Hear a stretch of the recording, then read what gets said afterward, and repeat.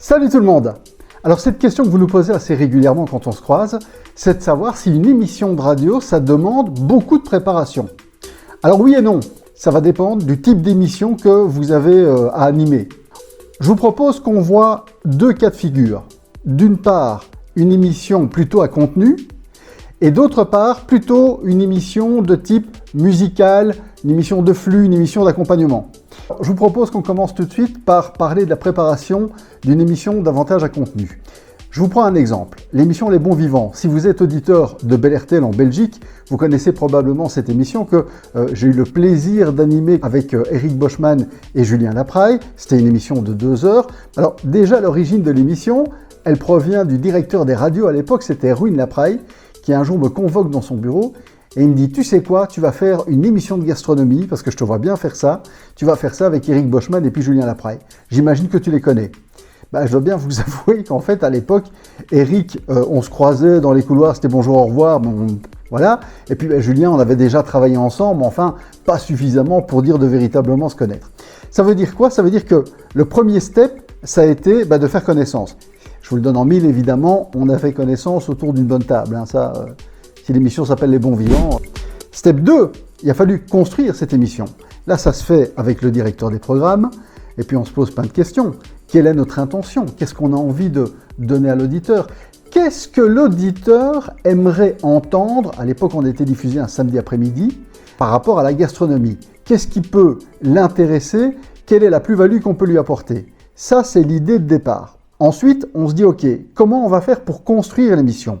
On sait que l'émission fait 2 heures, vous savez que là-dedans, il y a de l'information, il y a des plages publicitaires aussi, il faut laisser une place à la musique. Donc comment on s'organise?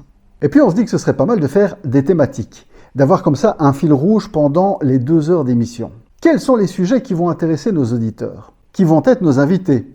Et puis on se dit, c'est bien, on a un sujet principal, mais il faudrait aussi des sujets secondaires. Par exemple, s'il y a un fait d'actualité qui se passe, on ne peut pas passer à côté, on est une émission de gastronomie. Et là, je peux vous dire que la machine se met en route, on cherche tous comme des fous après des contacts. Il faut trouver des gens qui soient aussi relativement loquaces. Il faut trouver en fait des gens qui sont experts dans leur domaine et qui en plus de ça ont une capacité de raconter des histoires. C'est les raviolis poêlés avec des petits piments, des arachides, chou-fleur. Et on termine avec un chou chinois avec du vinaigre de riz. On a bien fait de venir à l'émission, je crois. Et moi, vous me dites pas merci, chef, d'être là? Toi, t'es payé, toi. Alors, une des premières choses, ça a été aussi le fait de distribuer les rôles. C'était facile. Eric est sommelier, il allait forcément s'occuper de tout ce qui se boit. Julien Lapraille, lui qui était chef cuistot, il sortait de Top Chef. Forcément, tout ce qui était recettes, trucs et astuces de chef, etc., ça, c'était pour lui. Et puis moi, en tant qu'animateur de l'émission, j'étais le meneur de débat. Je devais aussi en permanence avoir un œil sur l'horloge pour gérer le temps. Et puis moi, je pouvais légitimement être celui qui allait être le relais des questions des auditeurs. Et puis chaque semaine, on avait une réunion importante avec le directeur des programmes de la station qui nous servait d'une part à débriefer la dernière émission qu'on avait présentée et d'autre part à réfléchir sur les thématiques qu'on allait traiter la semaine d'après. Il y avait un autre aspect important aussi, c'est l'aspect organisationnel. Tous les invités que vous voulez recevoir en fait en studio ne sont pas tous forcément libres au moment de l'émission. Alors ça veut dire qu'on avait des invités qu'on devait enregistrer, donc prévoir l'enregistrement de l'interview plus tôt dans la semaine, la monter pour pouvoir la rediffuser le samedi lors de l'émission. Il faut vous dire que celui qui avait un boulot considérable pour ça, c'était l'assistant de l'émission, parce qu'il devait booker tous les invités, les appeler une première fois en fait pour leur demander s'ils étaient OK de participer à l'émission, leur expliquer un petit peu la thématique. Il m'envoyait toutes les informations en me disant voilà, tu vas avoir, on pouvait avoir par exemple par émission, ça pouvait être important, on pouvait avoir jusqu'à 6 ou 7 intervenants. Ça veut dire que moi je devais préparer 6 ou 7 interviews. Je me renseignais évidemment sur chacun d'eux, je prenais plein d'informations sur le sujet. Après, je les appelais l'un après l'autre, simplement pour les remercier d'une part de participer à l'émission, leur expliquer les détails pratiques, comment ça allait se passer, à quel moment ils allaient passer. Troisièmement, leur expliquer aussi qu'on était dans un environnement qui est tout sauf naturel. Enfin, pour nous, un studio de radio, c'est forcément notre quotidien, mais pour la majorité des invités qu'on reçoit, il n'y a rien de moins naturel que de devoir parler dans un micro. Puis alors je leur ai expliqué où je voulais aller avec l'interview, on se mettait d'accord.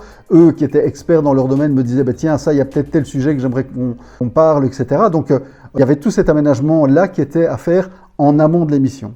C'était vraiment pas mal de boulot. Et puis c'est pas tout. Arrive le jour de l'émission. Avant le démarrage du direct, on se retrouve entre nous tous pour bien s'assurer que tout va bien, qu'on est bien d'accord sur la conduite de l'émission. Si vous voulez, la conduite, c'est le déroulé des différents éléments qui vont se passer dans l'émission. On accueille évidemment les invités. Je t'en prie, installe-toi là. Là, une fois qu'on est là, on peut retirer le masque, pas de problème. Par contre, on devrait peut-être aller chercher des couverts, là, non? Ah, ben merci beaucoup. Oh, c'est beau. Moi, j'aimerais bien vous faire Garde ça. le vin, hein, parce que le vin est magnifique. Top. Eric n'est pas là. Si, il arrive, il arrive. Non, il n'est pas là. Non, il n'est pas là. Moi, j'ai un contact privilégié avec le réalisateur, le technicien, si vous voulez, qui lui a un rôle considérable pendant le direct. C'est notre premier auditeur. C'est à lui aussi de juger si parfois on est, comme on dit dans notre jargon, trop long, c'est-à-dire qu'on parle trop longtemps. Vous savez, c'est compliqué quand on est dans l'émission, quand on est passionné par un sujet, on peut en parler pendant des heures, et donc lui devait veiller à ça et me dire dans l'oreillette, écoute, coupe, ici c'est trop long, on va faire l'interview en 2 fois, arrête maintenant, on part en musique ou on part en pub, quoi. Finalement, la présentation de l'émission, c'était encore le plus agréable parce que là, il n'y avait qu'à se laisser porter. Ceci dit, je vous avoue que dans chaque émission, il y a une part d'improvisation aussi. Donc là, il faut pouvoir réagir. Ah tiens, je voudrais vous parler de quelques anecdotes assez rigolotes. On a eu comme ça un invité qui était super sympa, super loquace, et on s'est dit ouais, ça va être chouette, on va faire une bonne émission parce que ce gars, il parle bien, il sait bien raconter les histoires, et puis ce qu'il a à dire, c'est intéressant, etc. On est arrivé le jour de l'émission, et je ne sais pas ce qui s'est passé. Il a été bloqué de chez bloqué. Je pense vraiment qu'il a été impressionné par le studio de radio. Il était, voilà, et c'est quelque chose qui se comprend, mais super bien. À l'inverse, vous avez des invités qui sont tellement passionnants que vous buvez littéralement leurs paroles. Je me souviens, par exemple, on avait Hervé Tisse. Hervé Tisse, c'est un grand monsieur, c'est l'inventeur de la cuisine moléculaire. Vous voyez, il est chimiste, je veux dire, c'est pas n'importe qui. Mais alors, ce monsieur, quand il vous parle d'un sujet, il peut vous parler des fraises Tagada et vous faire 2 heures là-dessus et vous allez rester là à l'écouter tellement c'est passionnant. Mais là, dans ce cas-là, il faut aussi qu'on s'adapte en direct et dire, ok, ici, tant pis, on avait prévu de passer une chanson, on va zapper la chanson parce que le contenu qui nous est délivré par l'invité est tellement intéressant qu'on a plus intérêt à le laisser passer sur antenne. Et enfin, quand l'émission est terminée, j'ai envie de dire, là, il y a la pression qui redescend. Voilà, ça c'était pour une émission à contenu. Vous voyez que c'est quand même pas mal de boulot en amont. On va maintenant s'intéresser aux émissions musicales, qu'on appelle aussi des émissions de flux. Alors là, c'est une préparation qui est vraiment différente. Dans tous les cas, ce qu'on veut, c'est intéresser l'auditeur et faire en sorte que cet auditeur reste le plus longtemps possible avec nous. Là, notre allié majeur, ça va être la musique.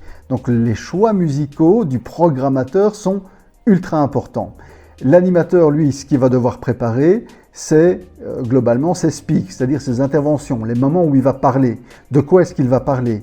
Le but du jeu, c'est de ne jamais être trop long, mais d'être à chaque fois intéressant. Donc, en ce qui me concerne, par exemple, je prévois des informations sur les artistes qu'on va diffuser. Ça peut être des anecdotes, ça peut être aussi des informations par rapport à l'actualité de ces artistes. Imaginons qu'on ait une émission de jeu qui a besoin de candidats pendant la semaine. Eh bien, ce qu'on va faire, c'est qu'on va déjà en parler le week-end pour proposer à nos éditeurs de s'inscrire pour pouvoir participer à l'émission qui aura lieu en semaine.